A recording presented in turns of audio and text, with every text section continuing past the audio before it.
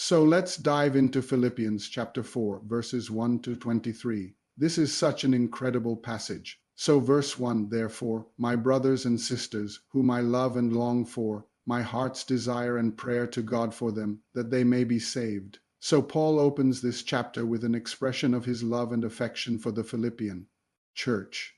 He calls them his brothers and sisters, emphasizing the bond of faith and brotherhood that they share. His heart's desire and prayer is for their salvation.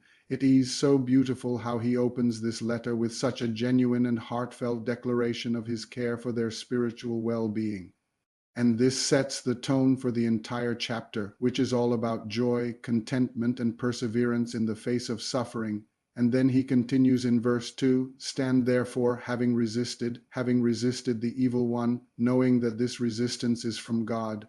So Paul encourages the Philippians to stand firm in their faith, to resist the devil, and to know that this resistance is backed by God himself. He reminds them that they are engaged in a spiritual battle and urges them to stay strong in the face of opposition. This call to resist the evil one underscores the importance of resisting temptation and standing up against evil in all its forms. And then verse 3 says, resist him, therefore, having resisted, he will flee. Make no mistake, the enemy attacks us and he attacks the church, but we have the power to resist, and when we do, the enemy doesn't fight, he flees. We also have the Holy Spirit living inside of us who gives us strength in our time of need. Then comes an interesting turn in verse 4. Take no part in the unfruitful works of darkness, but instead expose them. This is a call to not participate in the darkness, but to expose it. There's a contrast between the darkness and the light, and those who walk in the light are urged to shine their light brightly, exposing the darkness.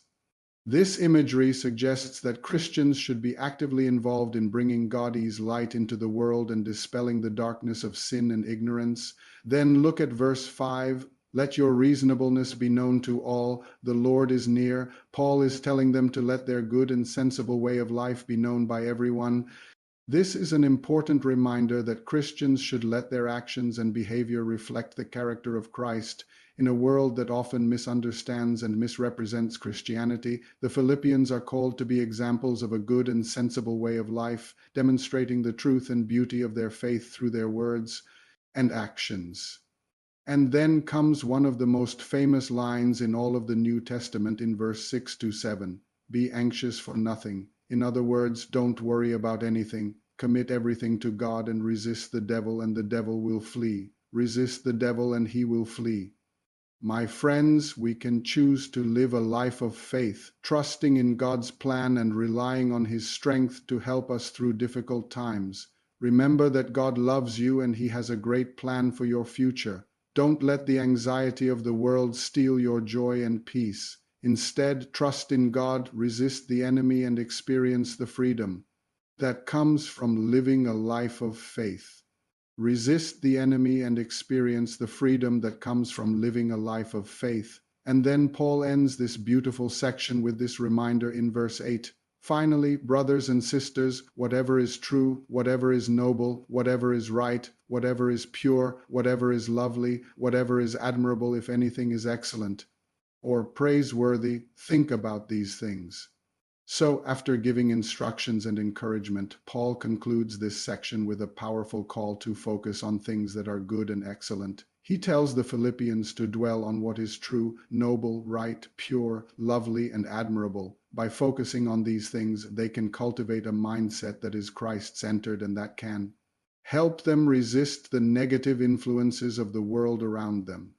Friends, I pray that these words from Philippians 4:1-8 encourage and strengthen you today. May they remind you that even in the midst of difficult circumstances, you can find joy, peace, and strength in God. So take some time to meditate on these verses. Let them fill your heart with hope and let them guide your steps as you navigate the challenges of life.